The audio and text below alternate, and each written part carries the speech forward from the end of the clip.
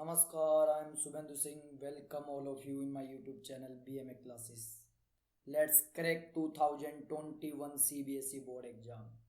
Today I am going to discuss MCQ questions of chapter 13 History.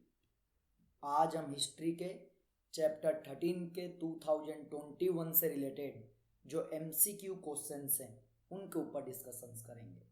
Mahatma Gandhi and the nationalist movement.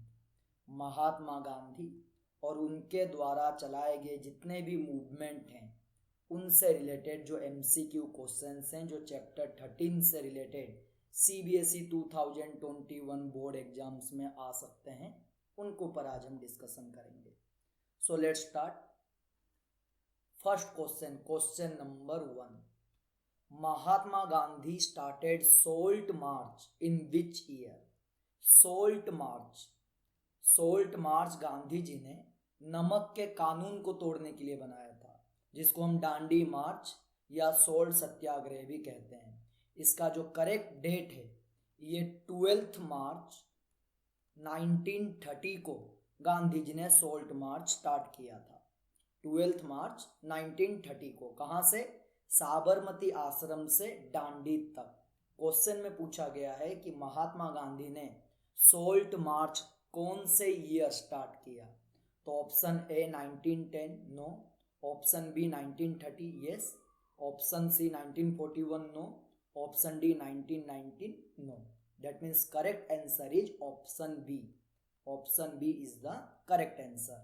Mahatma Gandhi ने salt मार्च 12 मार्च 1930 को start किया था। Proper date जो है वो ये है 12 मार्च 1930।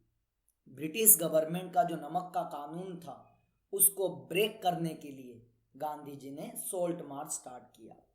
कहाँ से? साबरमती आश्रम से डांडी तक ये सोल्ट मार्च स्टार्ट किया गया था। एंड 1930 जब गांधी जी ने सोल्ट मार्च स्टार्ट किया उस समय इंडिया का वाइसरॉय कौन था? Lord Irwin. Viceroy that means governor general of India. At that time when Gandhi ji was started salt march, Gandhi ji ने जब सोल्ट मार्च स्टार्ट किया था 1930 में, उस समय British east India company, British government का जो वाइसरॉय था, वाइसरॉय क्या कौन था? वाइसरॉय था Lord Irwin. Lord Irwin. Next question number 2, when did Gandhi ji return to India? Gandhi ji India return कब आए? Option A 1912, option B 1907, option C 1905 and option D 1915। The correct answer is option D.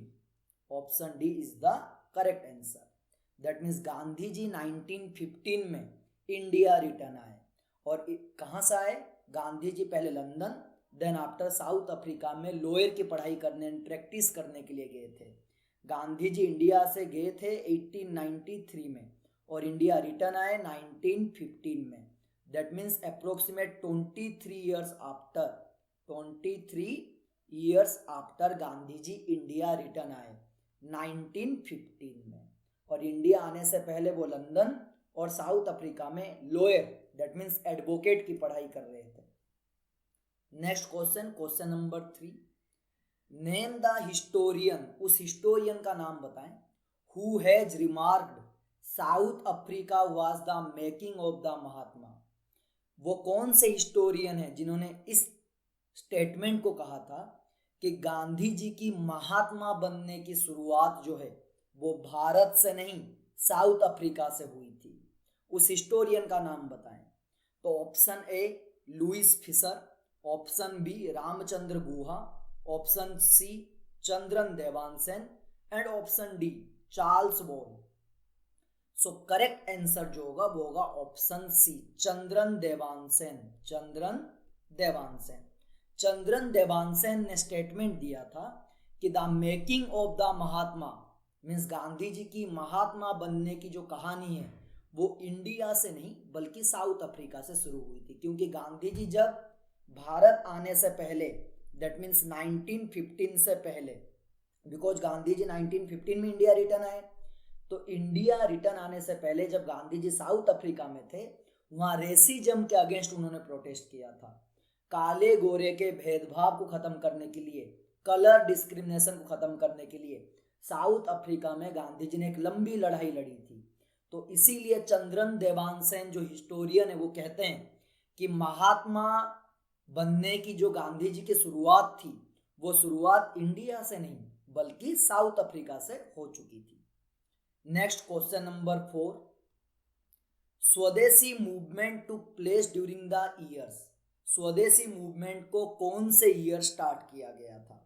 Option A 1905 to 1907, option B 1914 to 1917, option C 1921 to 1925 and option D 1941 to 1945। Swadeshi movement जो movement है इस movement को 1905 में start किया गया था and 1907 में end किया गया। That means the correct answer जो होगा वो होगा option A 1905 to 1907। That means correct answer जो है वो है ऑप्शन ए। अब ये स्वदेशी मूवमेंट था क्या? स्वदेशी मूवमेंट 1905 में स्टार्ट किया, कांग्रेस ने स्टार्ट किया था एंड ये 1907 तक चला।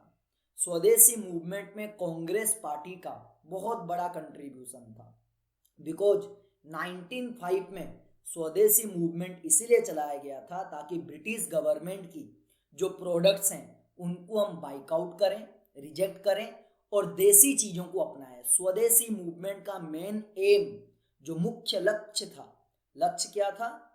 लक्ष्य था कि हम विदेशी चीज़ों का बहिष्कार करेंगे और देसी प्रोडक्ट को हम अपनाएंगे। That means boycott the foreign goods and adapt the own products, own Indian products को हम एडप्ट करेंगे। स्वदेशी मूवमेंट को 1905 में स्टार्ट किया गया। बट इस स्वदेशी मूवमेंट के जो मेन टावरिंग लीडर्स थे वो कौन कौन थे? मुख्य नेता जिनको हम टावरिंग लीडर्स कहते हैं, towering leaders of swadeshi movement. स्वदेशी मूवमेंट के जो टावरिंग लीडर्स थे उनको कहा जाता है लाल, बाल एंड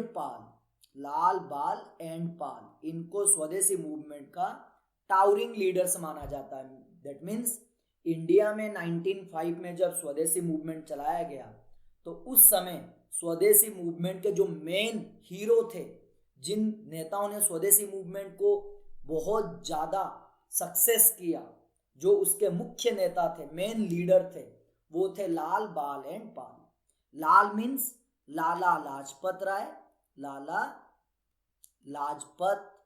राय। ये कहाँ से बिलोंग करते थे? Of Punjab. Lala Lajpat Rai of Punjab. Bal means Bal Gangadhar तिलक।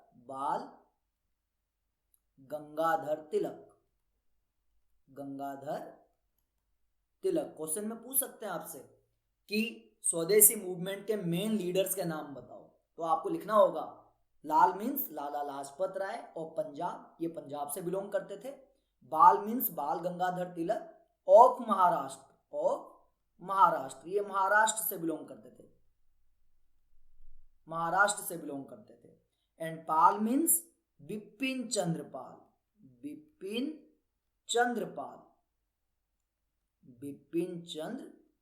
ये कहां से बिलोंग करते थे? ऑफ बंगाल। स्वदेशी मूवमेंट जो 1905 में स्टार्ट किया गया था, जिस मूवमेंट के थ्रू इंडियन पीपल्स को ये बताया गया कि हमें ब्रिटिश गवर्नमेंट के प्रोडक्ट्स को बाइकआउट करना है और अपने देसी मेड इन इंडिया के जो प्रोडक्ट्स हैं उन्हीं का ही यूज करना है। इस स्वदेशी मूवमेंट के जो मेन हीरो थे उनको लाल, बाल, पाल कहा जाता है। ये कॉम्बिनेशन है। Lal means Lala Lajpat Rai of Punjab, Bal means Bal Gangadhar Tilak of Maharashtra and Pal means Bipin Chandra Pal of Bengal. Next question number 5, who was the political mentor of Gandhi ji? Gandhi ji के पॉलिटिकल गुरु, गांधी जी जिनको अपना राजनीति में गुरु मानते थे, वो कौन थे? गांधी जी के जो पॉलिटिकल मेंटोर थे वो थे गोपाल कृष्ण गोखले, कांग्रेस के बड़े नेता, महाराष्ट्र से बिलोंग करते थे गोखले जी, ब्राह्मण परिवार से थे ये। सो गांधी जी के जो पॉलिटिकल मेंटोर है, गांधी जी जिनको अपना पॉलिटिकल गुरु मानते हैं, जिस इंसान ने गांधी जी को राजनीति के बारे में बहुत सारी जो कंडीशंस थी या राजनीति के जो तौर तरीके या राजनीति से रिलेटेड जो भी रूल्स रेगुलेशंस हैं, उन सबको गोपाल कृष्ण गोखले ने गांधी जी को सिखाया था। इसलिए गांधी जी इंडिया जब 1915 में रिटर्न आने के बाद वो गोपाल कृष्ण गोखले के शरण में गए, क्योंकि गोपाल कृष्ण गोखले उस जमाने के बहुत बड़े कांग्रेस के नेता जो महाराष्ट्र से बिलोंग करते थे। तो गांधी जी गोपाल कृष्ण गोखले को अपना पॉलिटिकल गुरु मानते हैं। सो आंसर होगा option A BG Tilak, no. Option B GK Gokhale, GK means Gopal Krishna Gokhale, yes, option B is the correct answer.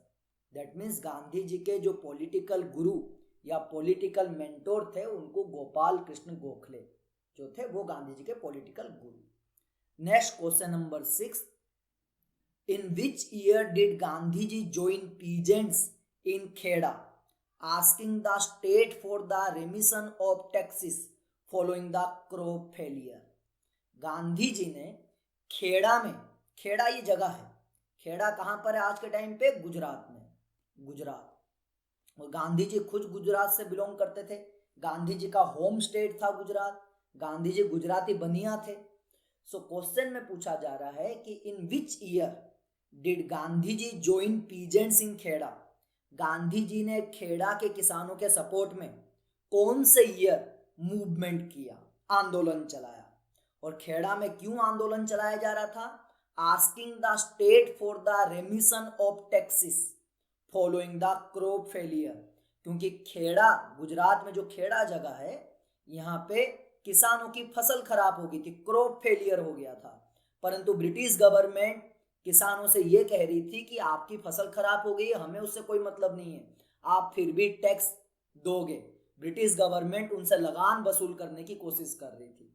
किसानों ने कहा कि हमारी तो फसल ही खराब हो गई है, मॉनसून फेल हो गया है, बारिश नहीं हुई, सूखा पड़ गया है, जब हमारी इनकम ही नहीं हुई तो हम ब्रिटिश गवर्नमेंट को टैक्स कैसे देंगे। बट ब्रिटिश गवर्नमेंट वहां के किसानों को बहुत ज्यादा अत्याचार कर रही थी, किसानों के ऊपर, या किसानों के ऊपर जो एक्सप्लोटेशन से वो कर रही थी। तो इसीलिए गांधी जी ने वहां किसानों के सपोर्ट में जाके खेड़ा में मूवमेंट चलाया, ताकि किसानों की जो टैक्स है उस टैक्स को माफ कर दिया जाए।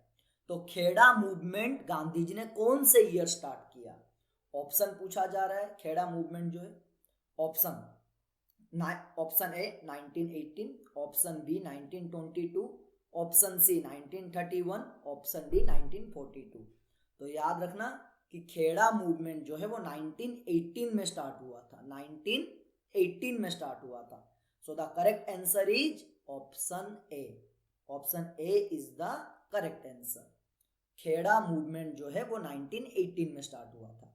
बट इसी 1918 में एक और मूवमेंट हुआ था, कहाँ पे? गुजरात में ही।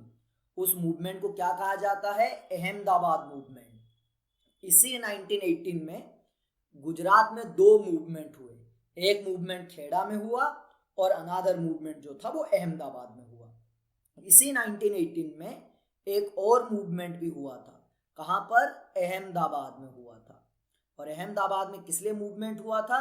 लेबर डिस्प्यूट, जो ब्रिटिश ईस्ट इंडिया कंपनी में, जो ब्रिटिश ईस्ट इंडिया कंपनी के फैक्ट्री थी, जो मैन्युफैक्चरिंग कंपनियां थी, जो टेक्सटाइल इंडस्ट्रियां थी, उसमें इंडियन पीपल काम करते थे और वो डिमांड कर रहे थे कि हमें बेटर वर्किंग कंडीशन प्रोवाइड हो, मतलब काम करने के लिए हमारे साथ सही तरीके से बिहेवियर होना चाहिए, हमारे साथ मिसबिहेव नहीं होना चाहिए, और जो वर्किंग आवर हैं, जो काम के घंटे हैं, वो फिक्स होना चाहिए, और अगर हमसे ओवर टाइम करवाया जाता तो उस ओवर टाइम के बदले एक्स्ट्रा पेमेंट मिलना चाहिए।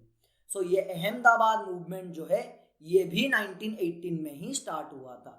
इसको लेबर मूवमेंट कहा जाता है, अहमदाबाद का लेबर मूवमेंट, इसको भी गांधी जी ने ही लीड किया था। सो 1918 में दो मूवमेंट हुए थे, एक मूवमेंट खेड़ा में, खेड़ा भी गुजरात में है, खेड़ा में जो मूवमेंट हुआ था वो किसानों की फसल खराब हो जाने के बाद किसानों की टैक्स को माफ करने के लिए इस मूवमेंट को चलाया गया था। एंड अनादर मूवमेंट जो था वो अहमदाबाद में था उसी 1918 में, जो लेबर मूवमेंट के नाम से हम जानते हैं। Next question number 7, which movement sought to restore the caliphate abolished by Turkish ruler camel Ataturk. Question में पूछा जा रहा है कि वो कौन सा मूवमेंट था इंडिया में जिस मूवमेंट को चलाने का मेन मकसद ये था ताकि जो टर्किश के रूलर, जो खलीफ थे, जो टर्किश तुर्क्स, जो टर्किश के खलीफेट थे, खलीफेट दैट मीन्स खलीफ थे, उनको ब्रिटिश गवर्नमेंट ने वहां से हटा दिया था। बिकॉज टर्किश में भी ब्रिटिश गवर्नमेंट का ही रूल था। जो मुसलमानों के सबसे बड़े रूलर थे तुर्क्स के, टर्किश रूलर जिनको खलीफेट कहते हैं, केमल अतातुर्क, इनको मतलब तुर्क्स में या टर्किश जो रूलर थे केमल अतातुर्क, इनको ब्रिटिश गवर्नमेंट ने उनकी कुर्सी से हटा दिया था। और टर्किश में भी ब्रिटिश अंपायर थी, ब्रिटिश गवर्नमेंट थी। तो जैसे ही टर्किश में खलीफेट को हटा दिया तो वैसे ही इंडिया में उसके अगेंस्ट प्रोटेस्ट हुआ।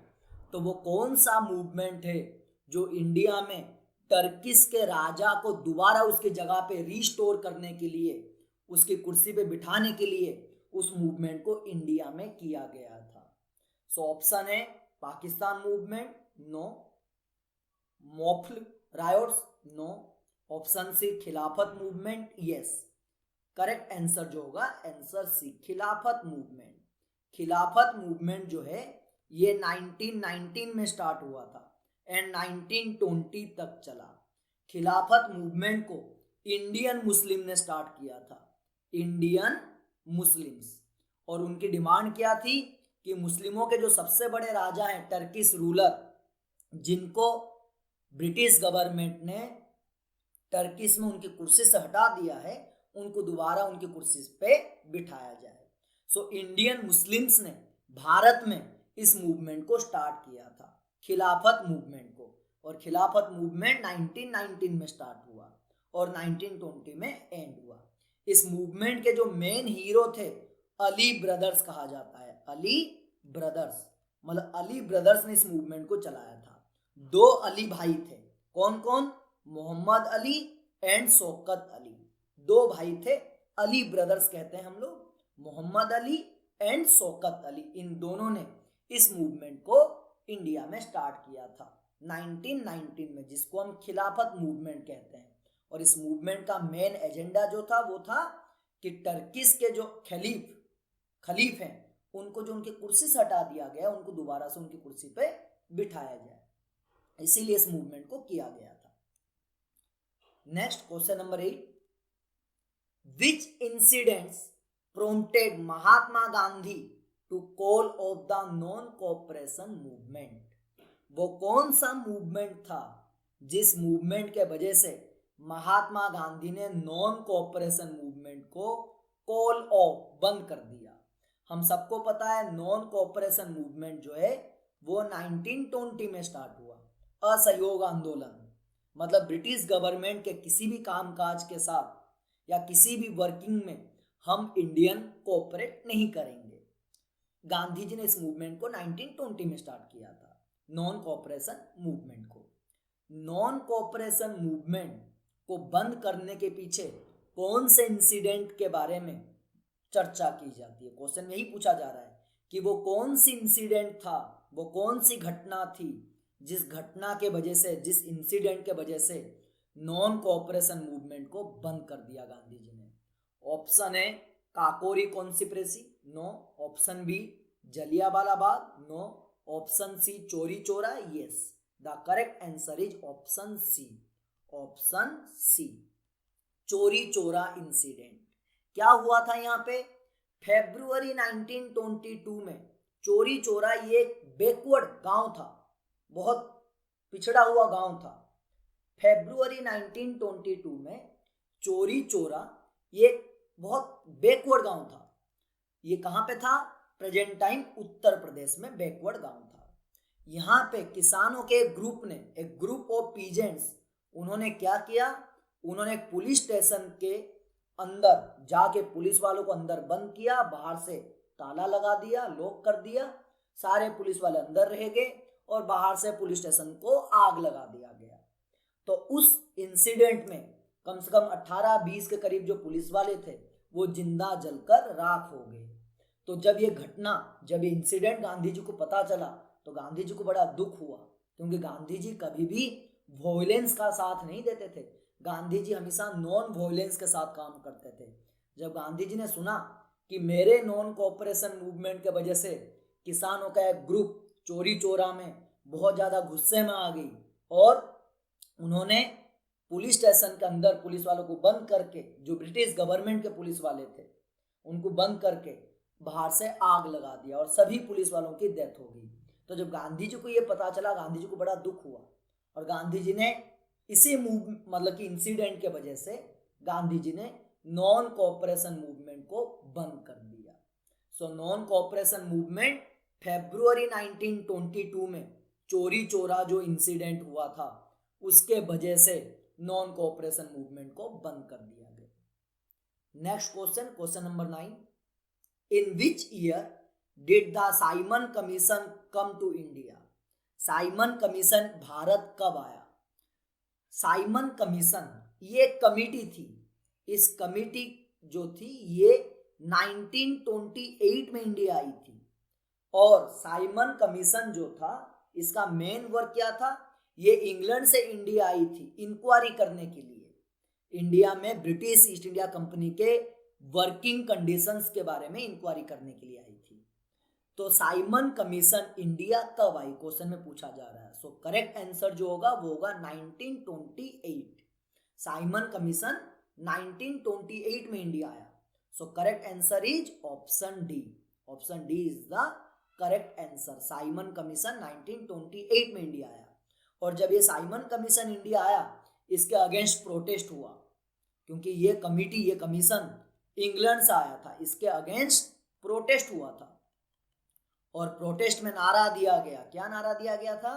Simon Commission go back. Simon Commission, हिंदुस्तानी लोगों ने इसको वापस भेजने के लिए नारा दिया, साइमन कमीशन गो बैक, क्योंकि ये कमीशन इंग्लैंड से इंडिया आई थी ताकि इंडिया में ब्रिटिश ईस्ट इंडिया कंपनी के काम काज के बारे में पता कर सके। बट इस कमीशन के अंदर जितने भी मेंबर थे सारे के सारे वाइट पीपल थे, एक भी इंडियन नहीं था, इसीलिए इस कमीशन का प्रोटेस्ट हुआ। Next question number 10, the peasant Satyagraha in Bardoli took place इन। बारडोली ये गुजरात का एक जगह है, गुजरात का जगह, गुजरात में आता बारडोली। जैसा हमने अभी खेड़ा के बारे में डिस्कस किया था, बारडोली में भी वही हुआ। किसानों की फसल खराब हो गई, फिर भी ब्रिटिश गवर्नमेंट उनसे टैक्स वसूल करना चाहती थी और किसानों के सपोर्ट में वहां पे गांधी जी भी पहुंच गए और सरदार वल्लभ भाई पटेल भी पहुंच गए। सो क्वेश्चन में पूछा जा रहा है कि द पीजेंट सत्याग्रह, किसानों का जो मूवमेंट हुआ, जिस मूवमेंट को सपोर्ट करने के लिए गांधी जी और सरदार वल्लभ भाई पटेल दोनों पहुंच गए, क्योंकि दोनों ही गुजरात से बिलोंग करते थे। ये बारडोली मूवमेंट कौन से ईयर हुआ था? सो याद रखिएगा, बारडोली मूवमेंट जो है ये 1928 में हुआ था। That means the correct answer is option A. Option A is the correct answer. Bardoli movement 1928 में हुआ था। यहां पर भी खेड़ा की तरह बिल्कुल किसानों की फसल खराब हो गई थी और ब्रिटिश सरकार उनसे टैक्स वसूल करना चाहती थी। किसानों ने कहा कि हमारी फसल खराब हो चुकी है, हमारे पास पैसे नहीं है, तो हम आपको टैक्स कैसे देंगे? तो इसी के वजह से गांधी जी और सरदार वल्लभ भाई पटेल वहां किसानों के सपोर्ट में मूवमेंट करने गए। तो इसी को ही बारडोली मूवमेंट कहा जाता है। 1928 में हुआ था और ये बारडोली मूवमेंट वो मूवमेंट था जिसमें बारडोली की जो महिलाएं थी उन्होंने वल्लभ भाई पटेल को सरदार का टाइटल दिया था, सरदार का टाइटल दिया था इसी मूवमेंट से। क्योंकि वल्लभ भाई पटेल जो गुजरात से ही बिलोंग करते थे, कांग्रेस के बड़े नेता थे, इन्होंने इस मूवमेंट में इतना अच्छा काम किया वहां के किसानों के सपोर्ट में कि वहां बारडोली की जो महिलाएं थी उन महिलाओं ने वल्लभ भाई पटेल के काम से खुश होकर, उनके देश भक्ति के प्रति अपनी भावना से खुश होकर उन्होंने वल्लभ भाई पटेल को सरदार का टाइटल दिया, इसीलिए हम कहते हैं Sardar Vallabhbhai Patel. Next question number 11, who was elected as the president of Congress at the Lahore session held in 1929? हम सबको पता है कि कांग्रेस की 1929 में लाहौर में एनुअल सेशन मीटिंग हुई, जो ईयरली वन टाइम मीटिंग होती थी, और इसी लाहौर एनुअल सेशन मीटिंग में जो लाहौर में हुई थी 1929 में, इस मीटिंग में कांग्रेस ने अपना प्रेसिडेंट किसको इलेक्ट किया? क्वेश्चन में पूछा जा रहा है यही कि कांग्रेस का जो एनुअल सेशन मीटिंग, मतलब ऑल इंडिया की कांग्रेस का जो एनुअल मीटिंग 1929 में लाहौर में हुआ, इस मीटिंग में कांग्रेस का प्रेसिडेंट किसे इलेक्ट किया गया? So the correct answer is Jawaharlal Nehru. That means answer होगा A, Pandit Jawaharlal Nehru. Answer is option A, Pandit Jawaharlal Nehru. Congress की 1929 में जो लाहौर में एनुअल सेशन मीटिंग हुई, उस मीटिंग में कांग्रेस का प्रेसिडेंट जवाहरलाल नेहरू को इलेक्ट किया गया। और इसी लाहौर एनुअल सेशन मीटिंग में गांधी जी ने पूर्ण स्वराज का नारा दिया था। पूर्ण स्वराज मतलब कि कंप्लीट इंडिपेंडेंस।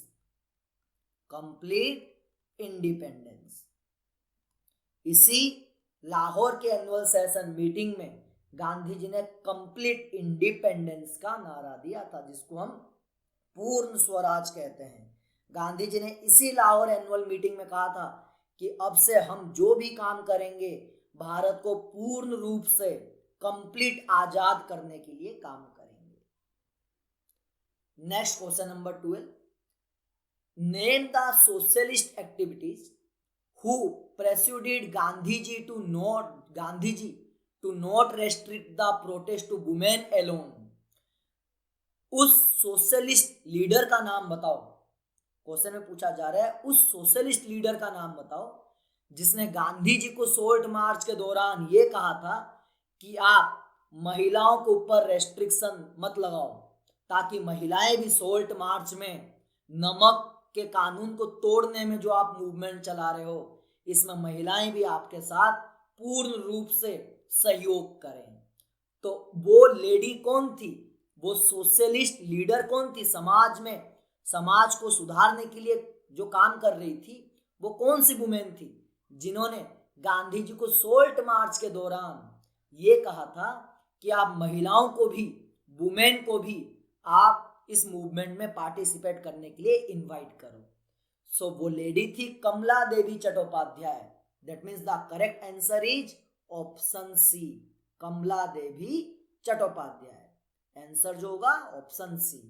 और जब सोल्ट मार्च के दौरान, ड्यूरिंग सोल्ट मार्च या breaking the monopoly of salt law, जब गांधी जी ने नमक के कानून को तोड़ा था मार्च 1930 में दांडी में जाके, तो जब गांधी जी को अरेस्ट किया गया तो कमला देवी चट्टोपाध्याय को भी उन्हीं के साथ अरेस्ट किया गया, क्योंकि कमला देवी चट्टोपाध्याय भी गांधी जी के साथ वहां पर मौजूद थी। Next question number 13, the first meeting of round table conference London took place इन।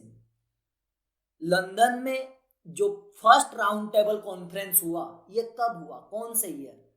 याद रखिएगा, first round table conference London में हुआ था और इस मीटिंग में गांधी जी एब्सेंस थे। गांधी जी इस मीटिंग में नहीं गए थे। गांधी जी जो थे वो एब्सेंस थे इस मीटिंग में। तो first round table conference London में हुआ था और इस मीटिंग में गांधी जी एब्सेंस थे। तो फर्स्ट राउंड टेबल कॉन्फ्रेंस कब हुआ? नवंबर 1930 में। नवंबर 1930 में ये फर्स्ट राउंड टेबल कॉन्फ्रेंस हुआ। That means the correct answer is option D, 1930। Answer जो है वो करेक्ट आंसर होगा option D, 1930। Next question number 14, under the terms of which pact civil disobedience was called off and prisoners were released. कौन से agreement, pact means agreement, कौन से agreement के through Gandhi ji ने किसके साथ वो एग्रीमेंट किया था, जिस एग्रीमेंट के थ्रू सोल्ट मार्च को, मतलब सोल्ट सत्याग्रह को बंद कर दिया गया और सोल्ट मार्च या सोल्ट कानून, breaking the monopoly of salt law, नमक के कानून को तोड़ते समय जितने लोगों को गांधी जी के साथ अरेस्ट किया गया था उनको भी जेल से छोड़ दिया गया। क्वेश्चन में यही पूछ रहा है कि वो एग्रीमेंट का नाम बताओ जिस एग्रीमेंट को गांधी जी ने साइन किया था। तो वो कौन सा एग्रीमेंट था जिस एग्रीमेंट के बाद गांधी जी ने ये प्रोमिस किया कि हम सिविल डिसोबीडियंस मूवमेंट को बंद कर देंगे, और ब्रिटिश सरकार ने भी गांधी जी को प्रोमिस किया उस एग्रीमेंट के थ्रू कि सोल्ट मार्च के दौरान हमने जितने भी आपके इंडियन लोगों को अरेस्ट किया है उन सभी लोगों को हम जेल से छोड़ देंगे। तो वो एग्रीमेंट जो था वो एग्रीमेंट था Gandhi Irwin pact. Gandhi Irwin pact, इस एग्रीमेंट को 1931 में साइन किया गया था। किस किस के बीच में? गांधी जी और उस समय के एट दैट टाइम इंडिया के जो वाइस रॉय थे लॉर्ड इरविन, इन दोनों के बीच में इस एग्रीमेंट को साइन किया गया था 1931 में, और इसी को ही गांधी इरविन पैक्ट कहा जाता है। मतलब गांधी और लॉर्ड इरविन के बीच में एक समझौता हुआ, एग्रीमेंट हुआ, जिस एग्रीमेंट के थ्रू गांधी जी को जेल से छोड़ दिया गया। गांधी जी के साथ जितने और लोगों को सोल्ट मार्च के दौरान अरेस्ट किया गया था, ब्रेकिंग द सोल्ट लॉ के टाइम पर अरेस्ट किया गया था, सभी लोगों को छोड़ दिया गया। और गांधी जी ने बाहर जाते ही जो सोल्ट सत्याग्रह था उसको बंद कर दिया, क्योंकि गांधी जी ने एग्रीमेंट में इस बात को एक्सेप्ट किया था कि हम बाहर जाके सोल्ट मूवमेंट को या सोल्ट सत्याग्रह को बंद कर देंगे। तो वो जो एग्रीमेंट था वो एग्रीमेंट उस समय के जो ब्रिटिश गवर्नर जनरल थे लॉर्ड इरविन, उनके साथ वो एग्रीमेंट हुआ था, इसलिए हम इसको गांधी इरविन पैक्ट कहते हैं, Gandhi Irwin pact. Next question, question number 15। देखो क्वेश्चन नंबर 15 में क्या है question. In which edition of round table conference Gandhi ji represented Congress. Round table का वो कौन सा कॉन्फ्रेंस था जिसमें गांधी जी कांग्रेस की तरफ से रिप्रेजेंटेटिव बनकर लंदन गए थे। अभी हमने डिस्कस किया कि फर्स्ट राउंड टेबल कॉन्फ्रेंस जो था वो 1930 में हुआ था और इसमें गांधी जी एब्सेंस थे। तो सेकेंड राउंड टेबल कॉन्फ्रेंस में गांधी जी लंदन गए थे। सेकेंड राउंड टेबल कॉन्फ्रेंस में गांधी जी लंदन गए थे और गांधी जी इस मीटिंग में मौजूद थे, और गांधी जी इस मीटिंग में कांग्रेस के रिप्रेजेंटेटिव बनकर गए थे। तो क्वेश्चन में पूछा जा रहा है कि in which edition of round table conference, वो कौन सा राउंड टेबल कॉन्फ्रेंस था? फर्स्ट तो था नहीं, तो कौन सा राउंड टेबल कॉन्फ्रेंस था? Second round table conference. So answer होगा option C is the correct answer. और सेकेंड राउंड टेबल कॉन्फ्रेंस जो है ये 1931 में हुआ था। कहां पर हुआ था? लंदन में हुआ था, और इस मीटिंग में गांधी जी मौजूद थे और गांधी जी कांग्रेस के रिप्रेजेंटेटिव बनकर सेकेंड राउंड टेबल कॉन्फ्रेंस को अटेंड करने के लिए कहां गए थे? लंदन गए थे। Next question number 16। Gandhi ji representation of Congress at second round table conference. हम सबको पता है कि फर्स्ट राउंड टेबल कॉन्फ्रेंस में गांधी जी वहां पर मौजूद नहीं थे लंदन में, क्योंकि उस समय गांधी जी जेल में थे। बट जब सेकेंड राउंड टेबल कॉन्फ्रेंस हुआ, फर्स्ट राउंड टेबल कॉन्फ्रेंस में गांधी जी वहां पे मौजूद नहीं थे और सेकेंड राउंड टेबल कॉन्फ्रेंस में गांधी जी वहां पे मौजूद थे। तो क्वेश्चन में ये पूछा जा रहा है आपसे कि Gandhi ji representation of Congress at second round table conference was opposed by. जब सेकेंड राउंड टेबल कॉन्फ्रेंस में गांधी जी लंदन में थे, उस समय उस मीटिंग में गांधी जी का विरोध किस किस ने किया? कौन कौन थे वो जिन्होंने गांधी जी का अपोज किया उस मीटिंग में? मुस्लिम लीग, यस, मुस्लिम लीग जो पार्टी थी, मोहम्मद अली जिन्ना वाली, इन्होंने गांधी जी का विरोध किया, बिल्कुल correct. B R Ambedkar, yes, इन्होंने भी गांधी जी का विरोध किया। ये दलित नेता थे, दलित लीडर थे, एंटी कास्ट मूवमेंट के लीडर थे। इन्होंने भी गांधी जी का विरोध किया। And C, princes of small states, जो छोटे छोटे प्रिंसली स्टेट्स थे, उनके राजा महाराजा वो भी वहां पर मौजूद थे, उन्होंने भी गांधी जी का अपोज किया। यस, बिल्कुल करेक्ट। तो इन तीनों लोगों ने गांधी जी का अपोज किया। सो आंसर क्या होगा? All of the above, all of the above. So correct answer is option D. Because second round table conference में जब गांधी जी लंदन गए कांग्रेस के रिप्रेजेंटेटिव बनकर, और सेकेंड राउंड टेबल कॉन्फ्रेंस हमने अभी डिस्कस किया 1931 में हुआ। गांधी इरविन पैक्ट साइन हुआ 1931 में। उसके बाद गांधी जी जेल से बाहर निकले और उसके बाद फिर सेकेंड राउंड टेबल कॉन्फ्रेंस को अटेंड करने के लिए कहाँ गए? लंदन गए। तो जब लंदन में गांधी जी सेकेंड राउंड टेबल कॉन्फ्रेंस में कांग्रेस का रिप्रेजेंटेटिव बनकर गए, तो Muslim league, B R Ambedkar और जो छोटे छोटे स्मॉल प्रिंसेस थे, उन सब ने गांधी जी का बाइकआउट किया, गांधी जी का अपोज किया, मतलब कि गांधी जी की विरोध में बातें कही। सो आंसर जो होगा वो होगा ऑल ऑफ द अबव, इनमें से सभी। Question number 17, consider the following statements. नीचे स्टेटमेंट दिया गया है, हमें इनको देखना है। Statement first, Lord Mountbatten was the viceroy of India when India got independence. Question में कह, स्टेटमेंट में कह रहा है कि लॉर्ड माउंटबेटन इंडिया के लास्ट गवर्नर जनरल थे। मतलब भारत की जब आजादी हुई, व्हेन इंडिया गोट इंडिपेंडेंस, जब इंडिया को आजादी मिली, उस समय इंडिया के जो गवर्नर जनरल थे वो लॉर्ड माउंटबेटन थे। बिल्कुल करेक्ट स्टेटमेंट, ये बिल्कुल करेक्ट स्टेटमेंट कह रहा है। Next second statement, India got independence bye formal transfer of power. Bharat को आजादी तब मिली जब ब्रिटिश गवर्नमेंट ने ट्रांसफर ऑफ पावर एग्रीमेंट के ऊपर सिग्नेचर किया। जब ट्रांसफर ऑफ पावर एग्रीमेंट के ऊपर सिग्नेचर हुआ तो ब्रिटिश सरकार ने अपनी सारी पावर इंडिया से खत्म किया और सारी की सारी पावर कांग्रेस को देकर यहां से चली गई। बिल्कुल करेक्ट स्टेटमेंट। इसका मतलब फर्स्ट एंड सेकंड दोनों ही सही हैं। तो करेक्ट आंसर क्या होगा? Which of the above statements is are correct. इनमें से कौन सा स्टेटमेंट करेक्ट है? दोनों ही करेक्ट है। सो आंसर होगा option C, both first and second दोनों ही सही हैं।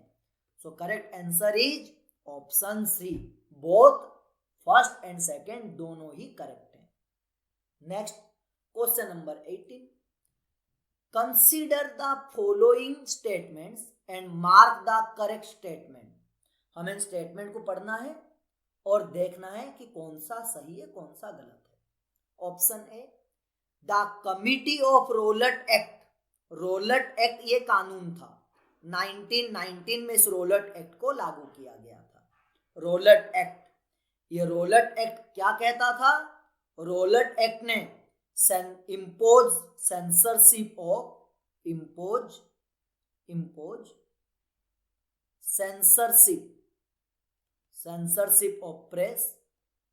Censorship of press.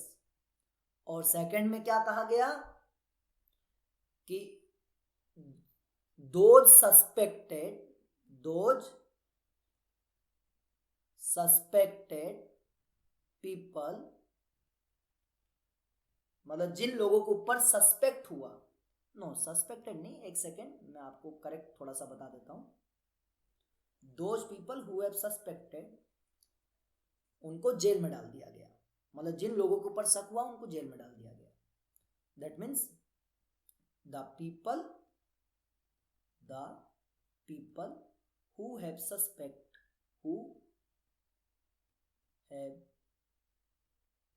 suspected put in jail without any trial। मतलब शक के आधार पर किसी को भी पकड़ के अरेस्ट कर लिया जाता था। कोई कोर्ट में सबमिट नहीं, कोई कोर्ट में केस नहीं चलेगा। ये था रोलट एक्ट। सो रोलट एक्ट 1919 में स्टार्ट हुआ था। रोलट एक्ट, इस रोलट एक्ट के कानून के अकॉर्डिंग क्या कहा गया imposition of censorship of press, मतलब प्रेस के ऊपर सेंसरशिप लगा दिया गया, मतलब मीडिया की आजादी खत्म कर दी गई। सेंसरशिप का मतलब मीडिया के ऊपर पाबंदी लगा दी गई कि जो न्यूज़पेपर या मीडिया थे वो ब्रिटिश गवर्नमेंट के अगेंस्ट कुछ भी लिख या छाप नहीं सकते हैं। और दूसरा क्या था रोलट एक्ट में, कि जो भी लोगों के ऊपर शक होता था उनको पकड़कर जेल में डाल दिया जाता था विदाउट एनी ट्रायल, कोई भी ट्रायल नहीं होता था। तो रोलट एक्ट 1919 में कानून लागू किया गया था। So the committee for Rowlatt act was headed by sir Sydney Rowlatt, बिल्कुल सही। ये जो रोलट एक्ट का कानून था इसको किसने बनाया था? सर सिडनी रोलट ने बनाया था। क्या ये स्टेटमेंट सही है? यस, बिल्कुल ये स्टेटमेंट सही है। 1919 में ये जो रोलट एक्ट कानून बनाया था ब्रिटिश गवर्नमेंट ने, जिसमें मीडिया के ऊपर सेंसरशिप लगा दिया गया और शक के आधार पर किसी को भी पकड़ के जेल में डाल दिया गया। इस कानून को बनाने वाले जो ऑफिसर थे उनका नाम था सर सिडनी रोलट, बिल्कुल ये स्टेटमेंट सही है। नेक्स्ट, जलियांवाला बाग हत्याकांड took place in 1919 as a result of Rowlatt satyagraha. Yes, ये स्टेटमेंट भी बिल्कुल करेक्ट है। जलियांवाला बाग हत्याकांड जो अमृतसर में हुआ 13 अप्रैल, इसकी जो प्रॉपर डेट है 13 अप्रैल 1919 को, ये रोलट एक्ट के अगेंस्ट जो पंजाब में प्रोटेस्ट हो रहा था उसी वजह से हुआ, बिल्कुल सही। रोलट एक्ट के खिलाफ पंजाब में बहुत ज्यादा प्रोटेस्ट हो रहा था। लोगों का यह कहना था कि ब्रिटिश सरकार ने जो रोलट एक्ट का कानून बनाया है, जिस कानून में मीडिया की आजादी छीन ली गई और शक के आधार पर किसी को भी पकड़ के जेल में डाल दिया गया, ये हमारे अधिकारों को छीनने की कोशिश की जा रही है। तो लोगों ने इस कानून के खिलाफ पंजाब में बहुत ज्यादा प्रोटेस्ट हुआ। तो इसी वजह से 13 अप्रैल 1919 को जलियांवाला बाग में जो लोग मेला देखने आए हुए थे, फेस्टिवल में सेलिब्रेशन कर रहे थे, उन लोगों के ऊपर जनरल डायर ने अपनी पूरी आर्मी के साथ आया और पूरे जो प्लेग्राउंड था जलियांवाला बाग का चारों तरफ से घेर लिया और गोली चलाने का आदेश दे दिया। ये स्टेटमेंट बिल्कुल सही। ऑप्शन सी नाइदर ए और नोर बी, क्या ऑप्शन ए और बी गलत है? नहीं, इसका मतलब ये तो गलत। Option D both A and B, क्या ए और बी दोनों ही सही है? यस, ए भी सही है, बी भी सही है। इसका मतलब ऑप्शन डी जो होगा वो हमारा करेक्ट आंसर होगा। ऑप्शन ए एंड बी दोनों ही सही है, both A and B are correct. That means option D जो है ये हमारा करेक्ट आंसर है। Next question number 19, Sir Stafford Cripps was sent to India in 1942। Sir Stafford Cripps को इंडिया 1942 में भेजा गया था, बिल्कुल सही। Cripps mission, Cripps mission, Cripps mission जो इंडिया आया था उसके जो हेड थे वो हेड थे sir Stafford Cripps. Cripps mission 1942 में इंडिया आया था। किस लिए आया था?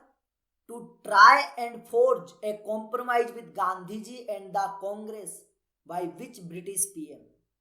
1942 में सर स्टेपर्ड क्रिप्स को ब्रिटेन से इंडिया भेजा गया।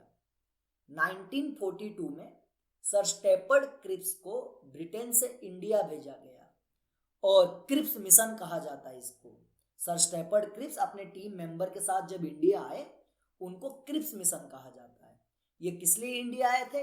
Try to forge a compromise with Gandhi ji, ताकि गांधी जी के साथ बातचीत किया जा सके। तो क्रिप्स मिशन या सर स्टेपर्ड क्रिप्स को ब्रिटेन के किस प्रधानमंत्री ने भेजा था, किस प्राइम मिनिस्टर ने भेजा था? Bye which British PM. Question में पूछा जा रहा है कि 1942 में जो क्रिप्स मिशन इंडिया आया, जिसके हेड कौन थे? सर स्टेपर्ड क्रिप्स, जिनको इंडिया भेजा गया था ताकि गांधी जी के साथ बातचीत करके कॉम्प्रोमाइज किया जा सके। तो सर स्टेपर्ड क्रिप्स या क्रिप्स मिशन को इंडिया को किस ब्रिटिश प्रधानमंत्री ने भेजा था?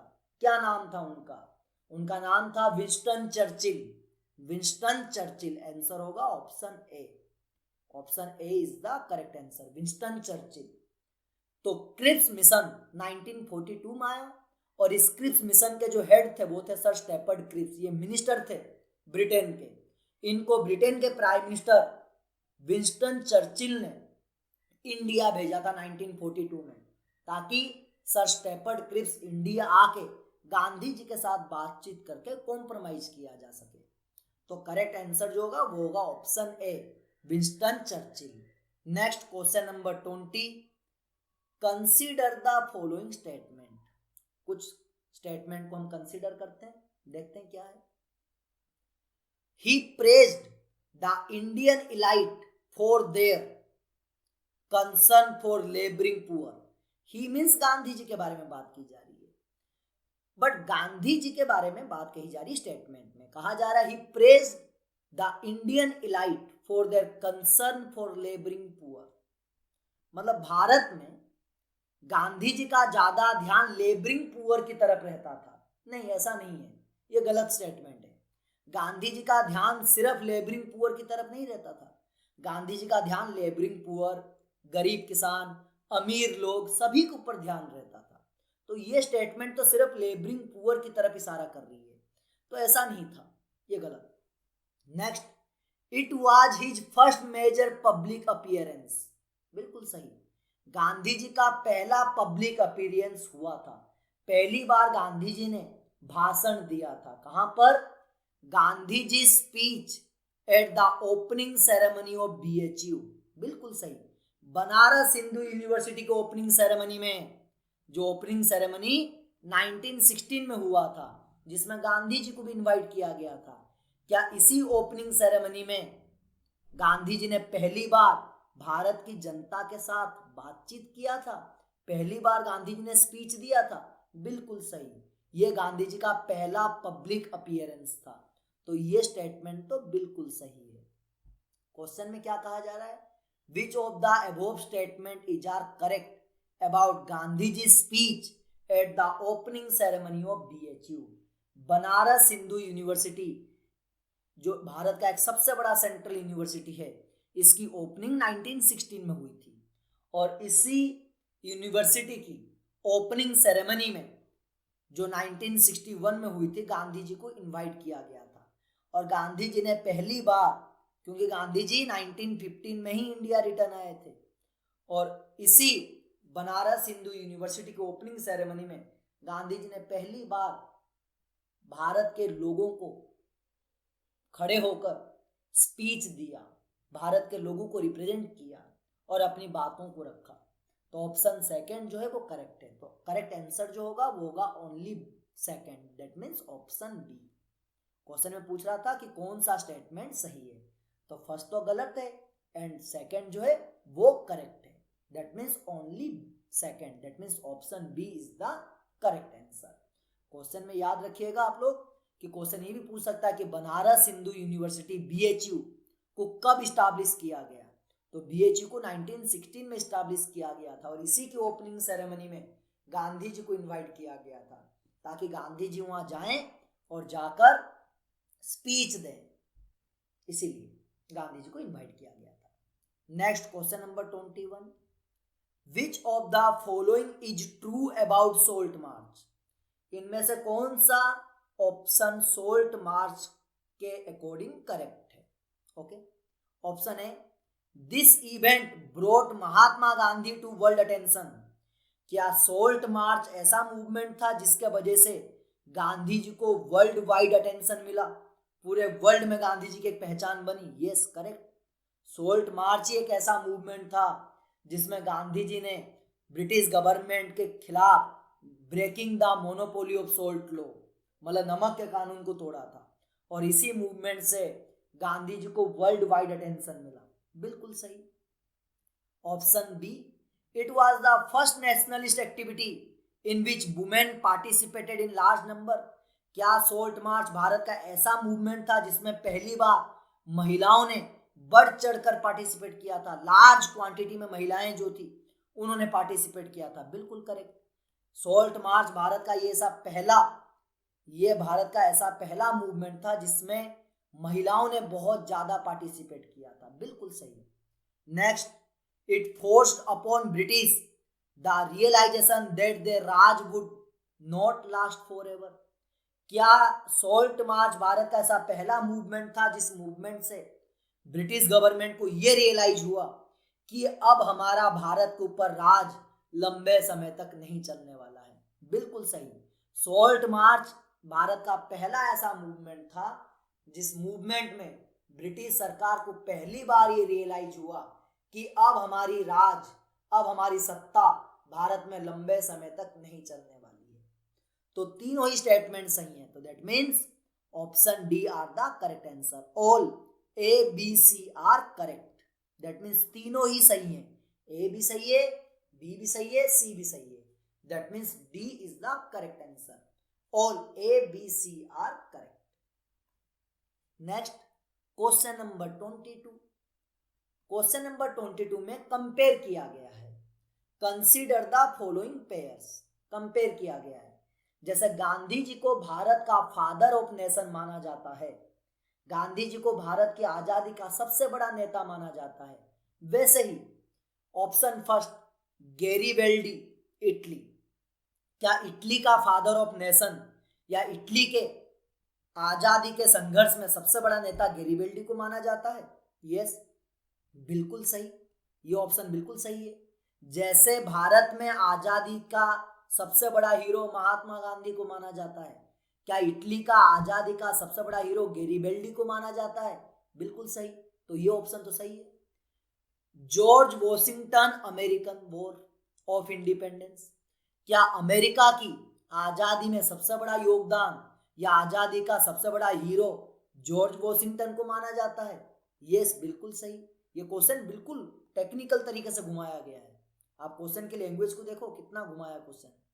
तो जॉर्ज वॉशिंगटन जो है ये अमेरिका के फर्स्ट प्रेसिडेंट भी थे, अमेरिका के आजादी के सबसे बड़े हीरो थे। बिल्कुल सही। नेक्स्ट हो ची मिन वियतनाम। क्या वियतनाम जो कंट्री है उस कंट्री का सबसे बड़ा हीरो हो ची मिन को माना जाता है? वहां आजादी के लिए हो ची मिन ने सबसे अच्छा काम या आजादी के हीरो जो है वो हो ची मिन को माना जाता है, जैसे हम लोग भारत में गांधी जी को मानते हैं। यस, बिल्कुल सही। तो इसका मतलब तीनों ही ऑप्शन सही है। क्वेश्चन कह रहा है which of the following pairs is are correctly matched. इनमें से कौन सा पेयर मैच हो रहा है? तीनों ही मैच हो रहे हैं। इसका मतलब option D is the correct answer. All 1 2 3 are the correct. That means answer is the option D. बिल्कुल मैच हो रहे हैं। इटली का जो सबसे बड़ा हीरो है, आजादी का सबसे बड़ा जो महान इंसान है वो गैरिबेल्डी है। अमेरिका के जो सबसे बड़े आजादी के हीरो, आजादी के महान इंसान वो है जॉर्ज वॉशिंगटन। और वियतनाम के जो आजादी के हीरो वो थे हो ची मिन। और भारत के आजादी के सबसे बड़े हीरो महात्मा गांधी। तो तीनों ही स्टेटमेंट सही है।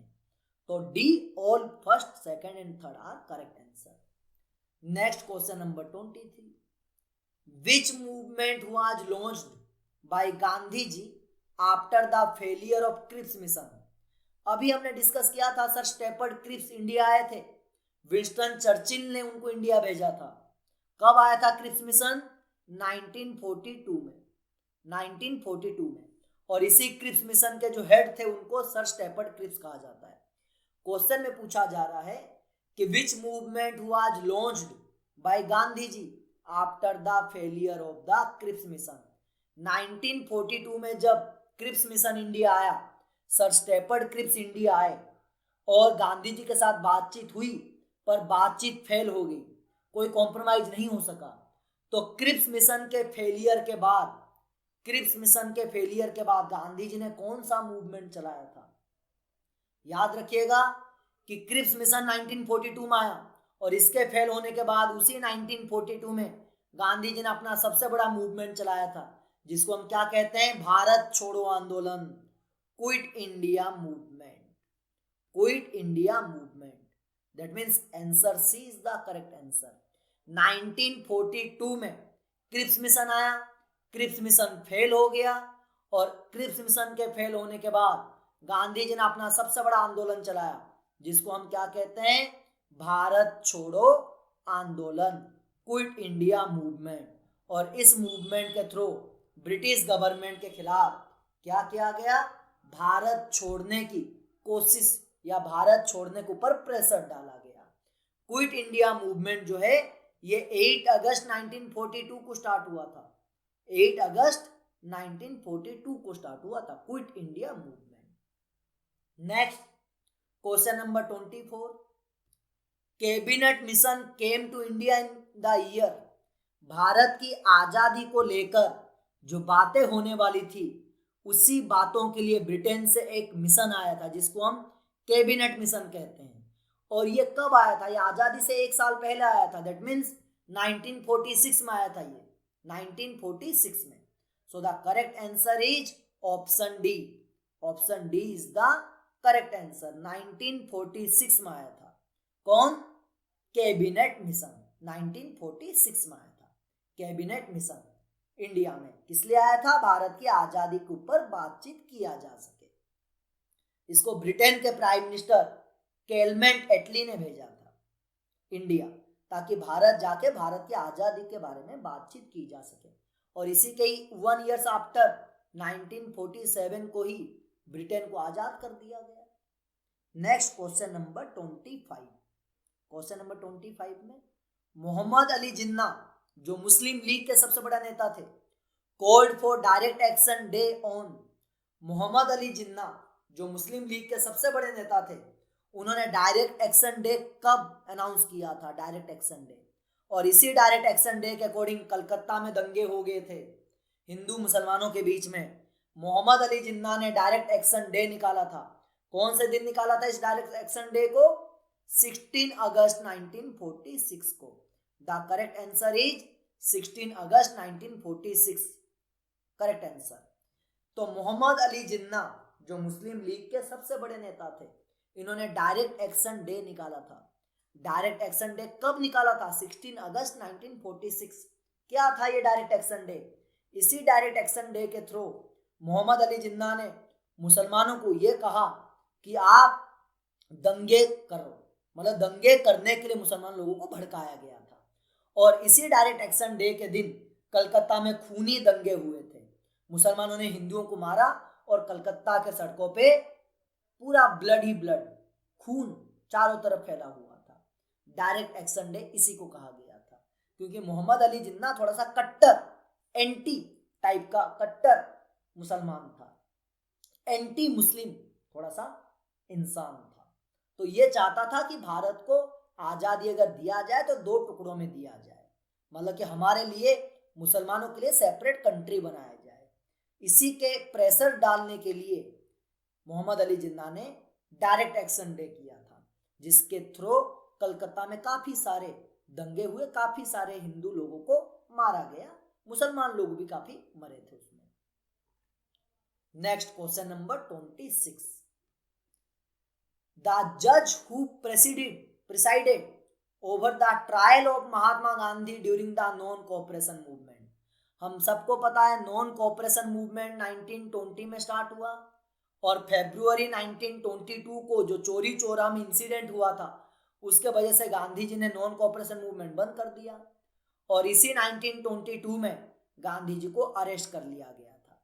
गांधी जी को अरेस्ट कर लिया गया। तो जब गांधी जी को अरेस्ट किया गया, गांधी जी को कोर्ट में सबमिट किया गया और गांधी जी को 6 ईयर का इम्प्रिजमेंट, 6 साल की सजा सुनाई गई थी। 6 साल की सजा सुनाई गई थी। क्वेश्चन में पूछ रहा है कि वो जज कौन था जिसने नॉन कोऑपरेशन मूवमेंट के बाद जब गांधी जी को 1922 में अरेस्ट किया गया और गांधी जी को कोर्ट में लेके सबमिट किया गया, कोर्ट में पेश किया गया, तो वो जज कौन थे जिन्होंने गांधी जी को 6 साल की सजा सुनाई थी? उन जज का नाम था C.N. Broomfield. C.N. Broomfield. That means the correct answer is option C. Option C is the correct answer. 1922 में नॉन कोऑपरेशन मूवमेंट को जब बंद किया गया और जब चोरी चोरा में पुलिस वालों को जिंदा जला दिया गया, तो ये सारा आरोप गांधी जी के ऊपर लगाया गया। गांधी जी को अरेस्ट किया गया, गांधी जी को कोर्ट में लेके उनकी गलतियों के बारे में ब्रिटिश गवर्नमेंट ने कोर्ट में बताया और गांधी जी को कोर्ट की तरफ से 6 इयर्स का इम्प्रिजमेंट मिला था। 6 ईयर का इम्प्रिजमेंट। तो वो जज कौन था जिसने गांधी जी को 6 साल की सजा सुनाई थी नॉन कोऑपरेशन मूवमेंट के बाद? तो वो जज जो थे वो थे C.N. Broomfield. C.N. Broomfield. Next question, question number 27। Who was the governor general during the salt satyagraha of Gandhi ji? जब गांधी जी ने सोल्ट सत्याग्रह किया था 1930 में, सोल्ट सत्याग्रह 1930 में हुआ था, उस समय इंडिया के गवर्नर जनरल कौन थे? अभी हमने पीछे भी डिस्कस किया था उनका नाम। जब गांधी जी ने सोल्ट सत्याग्रह चलाया था 1930 में, उस समय भारत के जो गवर्नर जनरल थे वो कौन थे? Lord Irwin. Lord Irwin. That means the correct answer is option A. Option A is the correct answer. Lord Irwin. जब गांधी जी ने सोल्ट सत्याग्रह चलाया था उस समय इंडिया के, भारत के ब्रिटिश गवर्नर के जो गवर्नर जनरल थे वो थे Lord Irwin. Next question number 28, consider the following events. अच्छा, कंसीडर द फॉलोइंग इवेंट्स, हम इनको डेट के अकॉर्डिंग हमें देखना है। कैबिनेट मिशन, हम सबको पता है कैबिनेट मिशन 1946 में आया। क्रिप्स मिशन कब आया? क्रिप्स मिशन 1942 में आया। खिलाफत मूवमेंट कब हुआ? मोहम्मद अली शौकत अली वाला 1919 में हुआ। पाकिस्तान रेजुलेशन, मोहम्मद अली जिन्ना ने पाकिस्तान की डिमांड कब किया था? 1940 में।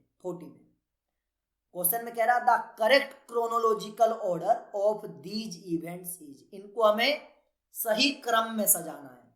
तो सबसे पहले तो क्या आएगा? खिलाफत मूवमेंट, मतलब ऑप्शन 3 1919 में हुआ। उसके बाद क्या आएगा? उसके बाद आएगा क्रिप्स मिशन 1942। क्रिप्स मिशन, तो 3 के बाद, सॉरी क्रिप्स मिशन नहीं, ये तो 1942 में है।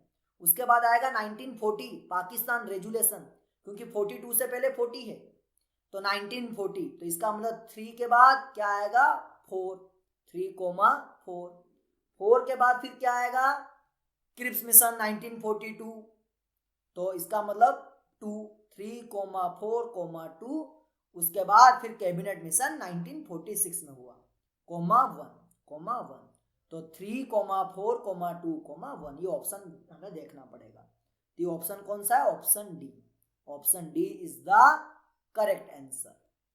सबसे पहले खिलाफत मूवमेंट हुआ, उसके बाद पाकिस्तान रेजुलेशन की डिमांड हुई, उसके बाद क्रिप्स मिशन आया, उसके बाद कैबिनेट मिशन आया। तो 3,4, 2, 1, इस तरीके से हमें क्या इनको अरेंज करना है। Next question number 29। इस टाइप के क्वेश्चन में आपको थोड़ा सा केयरफुली समझना होगा। यहाँ पे 2 टाइप के स्टेटमेंट है, एक है ए असेसन और एक है आर, यहाँ पे रीजन बताया गया है।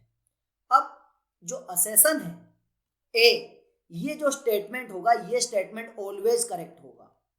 हमेशा आप लोग याद रखिएगा, ये स्टेटमेंट ऑलवेज करेक्ट होगा, ये कभी भी गलत नहीं हो सकता। किसी भी क्वेश्चन में जब असेसन एंड रीजन दिया जाएगा तो जो स्टार्टिंग का ए का स्टेटमेंट होगा, असेसन का स्टेटमेंट होगा, ये हमेशा करेक्ट होगा, ये कभी भी गलत नहीं हो सकता। पहले हम इसको पढ़ते हैं। Mahatma Gandhi thought Hindustani would be the ideal language of communication between diverse communities.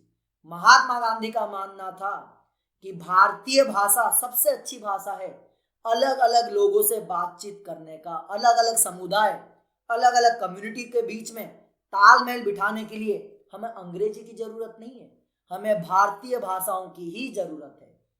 ये महात्मा गांधी का मानना था, बिल्कुल सही। महात्मा गांधी लोगों के साथ उन्हीं की लैंग्वेज में बात करते थे, लोगों के साथ हिंदुस्तानी लैंग्वेज में ही बात किया करते थे। तो एसेसन जो कह रहा है ये हमेशा सही होगा। रीजन हमें देखना है, रीजन सही भी हो सकता है, गलत भी हो सकता है। रीजन में क्या है? It could unify Hindus and Muslims and the people of north and the south. Mahatma Gandhi Hindustani भाषा में इसीलिए बात करते थे क्योंकि गांधी जी यूनिटी चाहते थे, हिंदू और मुसलमानों के बीच में यूनिटी चाहते थे, और नॉर्थ और साउथ मतलब भारत की एकता की बात करते थे गांधी जी। इसीलिए गांधी जी हमेशा भारतीय भाषा में ही बात किया करते थे, भारतीय लैंग्वेज में ही बात किया करते थे गांधी जी। तो रीजन जो है ये रीजन भी सही कह रहा है। तो इसका मतलब ऑप्शन है both A and R true. Yes, A भी सही है, आर भी सही है, and R is the correct explanation of A.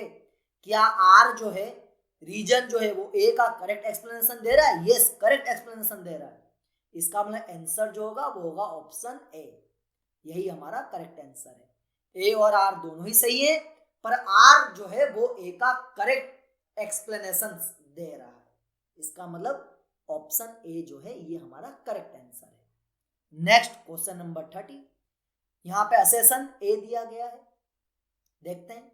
Mahatma Gandhi supported खिलाफत मूवमेंट, ये स्टेटमेंट तो हमेशा से सही रहता है, बिल्कुल सही बात कह रहा है कि महात्मा गांधी ने खिलाफत मूवमेंट को सपोर्ट किया था।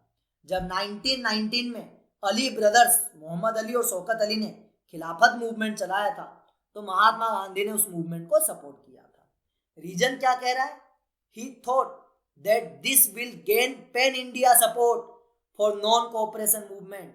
गांधी जी ने खिलाफत मूवमेंट को इसीलिए सपोर्ट किया था ताकि भारत में गांधी जी नॉन कोऑपरेशन मूवमेंट के दौरान गेन पैन इंडिया सपोर्ट, मतलब कि हिंदू और मुसलमानों की यूनिटी की एक कायम या यूनिटी की बात कर सके, या यूनिटी के बारे में गांधी जी यूनिटी कायम करना चाहते थे, यूनिटी स्टैब्लिश करना चाहते थे नॉन कोऑपरेशन मूवमेंट के टाइम पे। इसीलिए गांधी जी ने खिलाफत मूवमेंट को सपोर्ट किया था।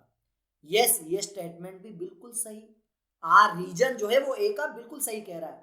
गांधी जी ने खिलाफत मूवमेंट को इसीलिए सपोर्ट किया था क्योंकि गांधी जी जानते थे खिलाफत मूवमेंट इंडियन मुस्लिम ने स्टार्ट किया है और गांधी जी का मानना था कि इंडियन मुस्लिम को हमें अपने साथ लेना होगा, तभी हम नॉन कोऑपरेशन मूवमेंट को अच्छे से चला सकते हैं। इसीलिए नॉन कोऑपरेशन मूवमेंट की सपोर्ट के लिए गांधी जी ने खिलाफत मूवमेंट का सपोर्ट किया था। बिल्कुल सही रीजन। इसका ऑप्शन है, that means option A, both A and R are true. Yes, A भी सही है, आर भी सही है, and R is the correct explanation of A. क्या आर ए का करेक्ट एक्सप्लेनेशन दे रहा है? यस, दे रहा है। इसका आंसर जो होगा ऑप्शन ए जो होगा वो करेक्ट आंसर होगा। आर जो है वो ए का करेक्ट एक्सप्लेनेशन दे रहा है। Next question number 31, consider the following events. Okay, option A, opening of Banaras Hindu university. Banaras Hindu university को ओपनिंग कब हुआ? 1916 में। चोरी चोरा इंसिडेंट कब हुआ? 1922 में। सोल्ट मार्च कब हुआ? 1930 में। सेकेंड राउंड टेबल कॉन्फ्रेंस कब हुआ? 1931 में। अब क्वेश्चन में क्या कह रहा है? The correct chronological order for these events. इनको हमें करेक्टली अरेंज करना है। तो सबसे पहले तो 1916 में क्या हुआ? बनारस हिंदू यूनिवर्सिटी BHU की ओपनिंग हुई। इसका मतलब सबसे पहले तो आएगा ए। उसके बाद क्या हुआ? उसके बाद चोरी चोरा इंसिडेंट हुआ 1922 में, दैट मीन्स ऑप्शन आएगा बी, ए कोमा बी। उसके बाद क्या हुआ? उसके बाद हुआ सोल्ट मार्च 1913 में, इसका मतलब comma C, A B comma C. उसके बाद क्या हुआ? 1931 में सेकेंड राउंड टेबल कॉन्फ्रेंस, इसका मतलब कोमा डी। तो ए बी सी डी इनको हमने अरेंज कर दिया उनके डेट के अकॉर्डिंग। तो A B C D correct answer जो होगा option 4, A B C D. So option 4 is the correct answer. हमने इनको क्रोनोलॉजिकल ऑर्डर में क्या कर दिया है? अरेंज कर दिया है। Next question, question number 32, which of these statement is correct. इनमें से कौन सा स्टेटमेंट करेक्ट है? Option A, non cooperation movement was planned to be combined with quit India movement. No, गलत। नॉन कोऑपरेशन मूवमेंट को गांधी जी ने खिलाफत मूवमेंट के साथ कंबाइंड करने की बात कही थी, क्विट इंडिया मूवमेंट के साथ नहीं। यह स्टेटमेंट गलत है। Next B, non cooperation movement was called off after Dandi march. No, क्या नॉन कोऑपरेशन मूवमेंट को दांडी मार्च के बाद बंद कर दिया गया? नहीं, नॉन कोऑपरेशन मूवमेंट को तो चोरी चोरा में जो इंसिडेंट हुआ उसके बाद बंद कर दिया गया। गलत। Option C, the incident at Chauri Chaura prompted Gandhi ji to call off non cooperation movement. Gandhi ji ने नॉन कोऑपरेशन मूवमेंट को बंद जो किया, क्या चोरी चोरा में जो इंसिडेंट हुआ, जो पुलिस वालों को जिंदा जला दिया गया, उसी के वजह से गांधी जी ने नॉन कोऑपरेशन मूवमेंट किया? यस, बिल्कुल सही। गांधी जी ने नॉन कोऑपरेशन मूवमेंट चोरी चोरा में जो पुलिस वालों को जिंदा जला दिया गया था फरवरी 1922 को, उसी के वजह से गांधी जी ने नॉन कोऑपरेशन मूवमेंट बंद किया। सो द करेक्ट आंसर जो होगा वो ऑप्शन सी होगा, सी। तो C is the correct answer. D भी गलत है, डी भी सही नहीं है, तो आंसर जो होगा वो सी करेक्ट आंसर होगा। Next question number 33, who were named as the trio. Lal Bal Pal हमने पीछे ही डिस्कस किया। लाल बाल पाल किनको माना जाता है? लाल बाल पाल जो है ये टावरिंग नेता है, towering leaders of swadeshi movement. Lal means Lala Lajpat Rai of Punjab, Bal means Bal Gangadhar Tilak of Maharashtra, Pal means Bipin Chandra Pal of Bengal. Swadeshi movement के जो मेन नेता थे वो लाल बाल पाल को माना जाता है। स्वदेशी मूवमेंट हमने पीछे डिस्कस किया, 1905 में स्टार्ट हुआ और 1907 में खत्म हुआ, और उसी के ही जो मेन नेता थे वो थे Lal Bal and Pal. Next question number 34, which of these pairs is not correctly matched. इनमें से कौन सा पेयर करेक्टली मैच नहीं हो रहा है? इसका मतलब जो करेक्टली मैच नहीं हो रहा है वही हमारा आंसर होगा। रोलेट एक्ट 1919 बिल्कुल सही। रोलेट एक्ट को 1919 में ही सर सिडनी रोलेट ने कानून बनाया था। क्रिप्स मिशन 1926, नो ये गलत है। क्रिप्स मिशन 1926 नहीं, 1942 में आया था। सी फर्स्ट राउंड टेबल कॉन्फ्रेंस 1930 बिल्कुल सही। D second round table conference 1931 बिल्कुल सही। क्वेश्चन में कह रहा था कौन सा ऑप्शन करेक्टली मैच नहीं हो रहा है, तो ऑप्शन बी जो है करेक्टली मैच नहीं हो रहा है। तो हमारा आंसर क्या होगा? आंसर होगा option B is the correct answer. Option B जो है वो करेक्ट आंसर है। Next question number 35, the Muslim League was floated in Dhaka. Muslim League जो पार्टी है, मोहम्मद अली जिन्ना जिसके सबसे बड़े नेता थे, इसको कब बनाया गया था ढाका में? मुस्लिम लीग जो है इसको ढाका आज के टाइम में बांग्लादेश में, नाउ टाइम ढाका में बनाया गया था। कब? 1906 में। मुस्लिम लीग पार्टी की स्टैब्लिशमेंट कब हुई थी? 1966 में हुई थी। कहां पे हुई थी? ढाका में हुई थी। सो आंसर जो होगा option A, option A is the correct answer. Question में ही पूछा जा रहा है वो आपसे कि मुस्लिम लीग की स्टैब्लिशमेंट ढाका में कब हुई, तो मुस्लिम लीग की स्टैब्लिशमेंट ढाका में 1906 में हुई, 1906 में हुई। Next question number 36, consider the following statement about salt march. Salt march से रिलेटेड हमें स्टेटमेंट दिया गया है। ओके देखते हैं। Option A, option A, it was launched as a protest to a disliked law of British rule. क्या salt march को इसलिए चलाया गया था ताकि ब्रिटिश कानून को तोड़ा जा सके, या ब्रिटिश का कानून जो बहुत पसंद नहीं था लोगों को, उस कानून को तोड़ा जा सके? यस, नमक के कानून को तोड़ने के लिए ही सोल्ट मार्च को चलाया गया था। इसका मतलब ये ऑप्शन स्टेटमेंट बिल्कुल करेक्ट है। Option B, it was started on March 12, 1930। क्या सोल्ट मार्च 12 मार्च 1930 को सोल्ट सत्याग्रह स्टार्ट हुआ था? बिल्कुल सही। सोल्ट सत्याग्रह गांधी जी ने 12 मार्च 1930 को ही स्टार्ट किया था। Option C, it started from Surat ashram, no, Gandhi ji ने इसको साबरमती आश्रम से स्टार्ट किया था। साबरमती आश्रम टू दांडी तक, सूरत आश्रम में नहीं। Next, it turned out to be unsuccessful as Gandhi ji was arrested before reaching the sea. क्या नमक के कानून को तोड़ने से पहले, क्या दांडी पहुंचने से पहले ही गांधी जी को अरेस्ट कर लिया गया था? नहीं, गांधी जी को नमक कानून के तोड़ने के बाद अरेस्ट किया गया। तो इसका मतलब ए और बी दोनों ही सही है।